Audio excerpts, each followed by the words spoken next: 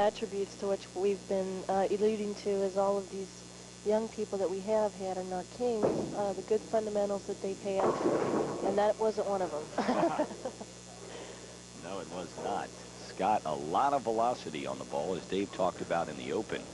He really lets it fly, and with a pretty fair amount of hook on it, although not much there. Well, Scott opening the show with a pull shot, right straight through the nose, a 4-6. But again, what we're going to probably see today, Tommy, is a lot more nervous tension than what you would normally see from the older players. But he picks up one of them, and that's a smart move. I bowled here in the Youth King of TV about 4 or 5 years ago, maybe a little longer than that, and I bowled against Ralph Goyette. Remember? Right? Yeah. Oh, yeah. And it was a really good match, but I was very nervous. Mike Wilson. Clammy palms, right? No good. Good-looking shot here. He goes to the opposite side. It's like you dropped him a little, Dave. Well, he's been clammy getting the hands. Maybe those clammy hands we talked about, right? Scott, with his handicap added in, he starts out with 25, even though he only got 9. It's 25 in the first frame. Mr. Wilson not receiving any pins. Going right straight through the nose. 6, 9, 10, and it looks like he's going to make it. That was a good shot, too, considering the old-fashioned ball returns that come up. They do get in your way on those cross-alley spares. So I was impressed with that shot. Yeah, we all grew up, well, not we all, Jen. A lot of us older players grew up with these style of ball returns in almost every establishment, and it actually makes your spare game even sharper. Look at this ball. Oh, my goodness. Absolutely fantastic shot out of this young man. Driving through on the replay, you're going to see this ball just cut right straight through the head pin and the 2 pins. Second one from the middle of the screen to the left there. It goes to the wall, comes up and over the top of the 7 pin. Crash 7 in the first part of our match. Boy, he really throws Hold all my calls, please. Good ball. I'm very impressed. He cranks it, and yet he really strokes it. Uh-oh. Boy, what a shame that is. As we mentioned, Scott Middleton is getting spotted 16 pins. Middleton an average of 153, and the gentleman we're looking at now, Mike Wilson, an average of 174.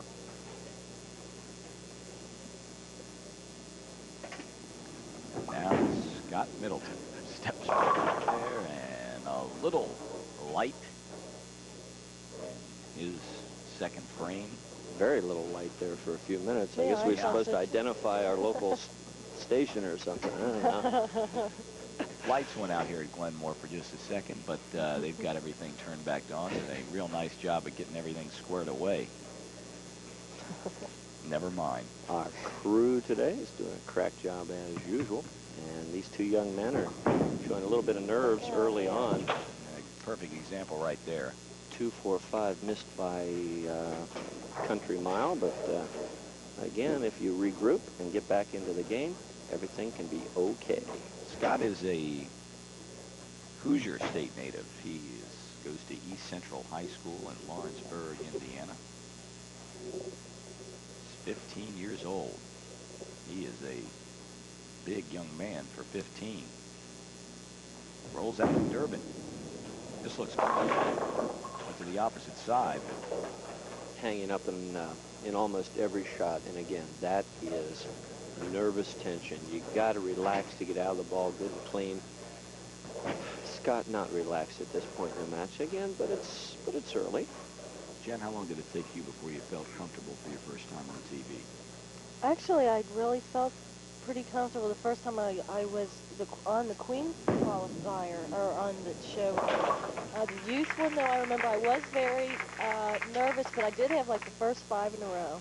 I was nervous. I got a little lucky, crossed over on a couple, and first 5 in a row? I did. I honestly did. And my, my outdoing was the 8-10 split. Oops, got it in and twirled it down. Mike Wilson, Anderson High School student. Ball is really taken off. Let's see if we can pick up what he's doing here. Both players are continually going high. Now this ball looks like it, right there. Okay, he's not arcing the ball far enough out to the channel. It's not that it's rolling off early. Going right straight through the head pin, leaving the 3-9 a delicate spare for even the better players, Tommy. Let's see what this young man can do with a difficult spare. Look out. Oh, all right. There we go. Good shot. Got to hit that one dead on, don't you? You betcha. Right up front. And, Well, let's see. It's noontime. I'm about ready for some chicken. What do you say? Some of those Lee's famous recipes, spices. Send out for Let's some go get a Lee's bucket. and We get got a, those specials running. yeah, get a 6-pack of Pepsi and a bucket of chicken. We'll be in good shape, huh? My tummy's growling. Mike. There's the shot he's looking for.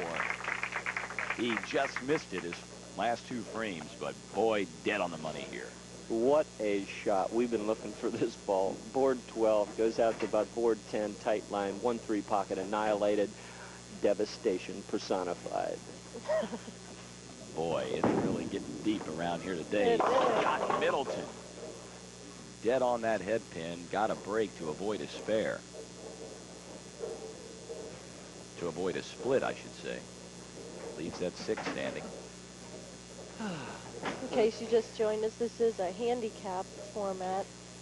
Middleton is getting 16 pins, and Wilson, of course, isn't getting any. How's the match look right about this point? I thought you were talking about the announcing crew handicap. Yeah, just about. In that case, Newrath would be getting in the neighborhood of 200 or 300, and Jen and I would be out of the gate with nil. We might not be doing too good today, but we're having fun anyway, right? That's right.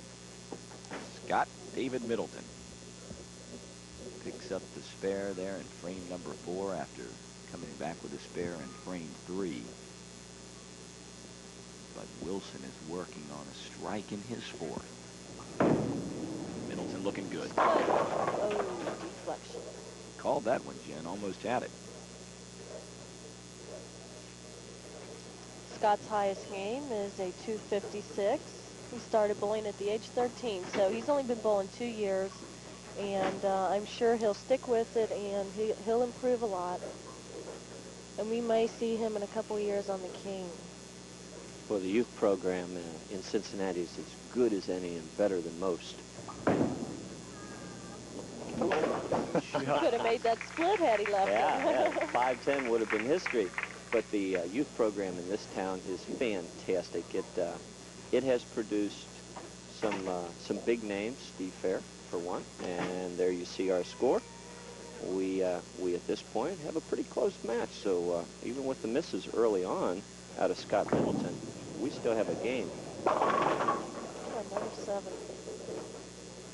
Yep. He's really got that ball, it looks like, exactly where he wants it, but just not getting the help. Mike is really just ripping the bottom out of the ball. And to the younger players, yeah, you do have to have the rotation and the heavy roll on the ball to score big, but don't place the emphasis on the amount of boards that you're going to cover from left to right.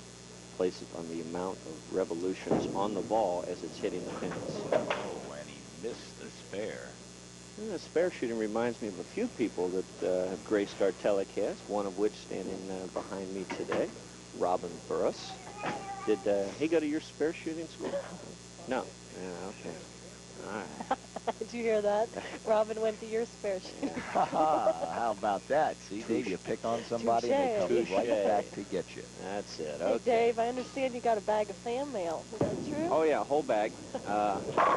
Like to, as we watch Mr. Wilson cross over to the Brooklyn side. Yeah, I've got one postcard here, and you know, I'm really proud of that. I'm going to frame that in. Thank you, Dorothy. Just yours and mine's secret. You're not going to tell us No, about I'm not it going to then. tell, but it's my one piece of fan Where's mail. Sandy? She might want to hear about this. Dorothy, monthly, thank you very much. Oh, good shot there. Stone 4. Looks like both players, Dave, are starting to find their Loosen, grooves yeah, here. exactly, Tommy. Loosening up a little bit. You know, before the match started, I try to go down and tell them whatever your tempo is, don't change. It's a TV show. Have a lot of fun. And then the minute the guy leaves, they go, tense back up. Sure, this is TV. Thousands of people are watching these two young men right now. You better believe that. And he is going to miss the spare again. So Scott Middleton. Boy, now, you know, we mentioned, of course, that he does have the 16-pin advantage to start with. but you just can't miss those spares, and he has done that in the 6th and in the 2nd. Exactly, and Mike Wilson at this point, if he spares in the 7th frame, would give him 96, would cut the pin to, the deficit to 2 pins, and if he strikes in the 7th frame, he does, in fact, take the lead. There we go. How about that? Crossover once again. Yeah, that'll work. Our Scott. standby this morning is Dennis Shuro. He shot 1,047 in the qualifier, and he came out to stand and watch, which isn't always a lot of fun to be that standby. There you saw a replay of that flush Brooklyn strike. Mike Wilson, right lane, crosses over. Likewise, he says, touche. They must be falling over there. I'm moving. He doesn't look real happy with that. Nah, you're never happy with it, but I tell you what, you take it. Again, not trusting the ball to the right, getting the ball in early, and the big hook is going to take it over into the 1-2 pocket. Flush. Out of here. Dave, how about that apparatus Mike wears on his arm? Well, that's not really an apparatus to help the ball in, but it takes some of the stress off of the tendons, Tommy. A lot of the big crankers are wearing those because of the amount of tension. There you go. That's what you want to see. The amount of tension and torque you put on the tendons, that just helps to take it off. Watch it here. Go ahead and throw this one, young man. This is a great shot. 10th board, 1-3 pocket annihilated. No deflection here. 10 in the pit. Every pin doing its job. Mr. Wilson threw a great shot for a triple. And there's another good-looking shot, this time from Scott Middleton. Boy, these guys, we said it a couple of frames ago, but really look like they're starting to find the groove. Wilson with 3 strikes in a row. That was Middleton's 2nd in a row. Exactly. Both players with a double working. Mike Wilson has the advantage at this point. 8 pins in the lead is Mike Wilson. There's more people calling in, seeing what's going on Dave's today. car phone. He's got it pulled right into the Glenmore today. Yeah, get the phone for me, will you, Robin? Working on a double, going to Brooklyn again. Wow. Had some pins dancing around in there. A key shot in the match right here. Scott Middleton will throw the ball to the Brooklyn side again. Almost gets away with it. Head pin going straight back. Now leaves a 3. Now that is the 5 pin taken out. The 6 and almost taken out the 10. The 3-10 split for the better player. The odds are 1 out of 3. For this young man, it may be like 1 out of 5 or 6. But it is very makeable. Not this time. He gets one of them, but he has an open frame, and he hasn't done that since back in the 6th. And not a very opportune time for him to leave an open frame, because this young man from Anderson High School, Mike Wilson, as you see, working on the triple. Yeah, Mike is in control of the match at this point and can put it away with this shot. Look out again. Point out, you talked about the fact that he was not trusting his role enough, and then he came back in his last frame and really put it where he wanted it this time. Again, comes up short. Again, the human animal, we can't groove it in like a machine, Tommy. A lot like if a pitcher is trying to work that outside corner of the plate, and his breaking ball just didn't break him the same each and every time, you're going to lose those shots. And we've got exactly the same thing in the sport of bowling. The human element. And Mike Wilson misses the spare, gives him 163, and don't go away yet. We have a 9-pin match. Mike Wilson is in the lead by 9 pins. There's 3 frames to throw in the 10th. Mike Wilson. On his good lane, throwing a good shot. Leaving the 4-pin on a pretty good stroke. Now, what that means is if Mike Wilson can bring this frame back with a spare and then strike, would give him 183. Scott Middleton would have to strike out in the 10th frame to win by 1 stick. So this is a very big spare, Tommy.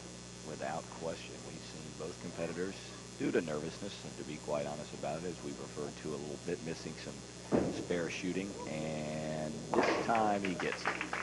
Nicely done. Count is extremely important on this ball. If Mike Wilson were to get anything less than a strike, then that means Scott Middleton is going to have to throw the first two regardless, but then his count ball becomes a little easier. So big, big shot from Mike Wilson. 16-year-old. Going to try to win our first game here on the Pepsi Youth King. And boy, did he bring it wide, but he got some help. Well, he trusted it on that ball, and it paid off. You know, a pretty good 9-pin count. Now, situation is this. Scott Middleton needs the first 2 and 9 to win by a stick. There is no tomorrow for Scott Middleton if he does not strike on this ball. See the look of intensity. Looking to step Close there. Just didn't quite catch the roll that he needed to catch to get in there. Mike Wilson will go on to game number 2. Scott Middleton, though, is throwing a game that he knows he could do better, but for the first time on television, ain't all bad. No, I've seen worse. and he's only been bowling 2 years, so experienced. He'll get some. Yeah, he certainly will. And Middleton looks for the spare. That is nicely done. Well, you know, you bring the nerve factor into play for Mike Wilson. He's a 174 average bowler, and he had 182 in his first game, so he has certainly represented himself well. Now Scott Middleton. Finish on here with a strike, giving 174, but to no avail today. Game 1. Glenmore Bowl, the youth finals. There you go, the mixer. Nice shot. Well, Mike Wilson will move on to our next match. We've got that coming up in just a moment.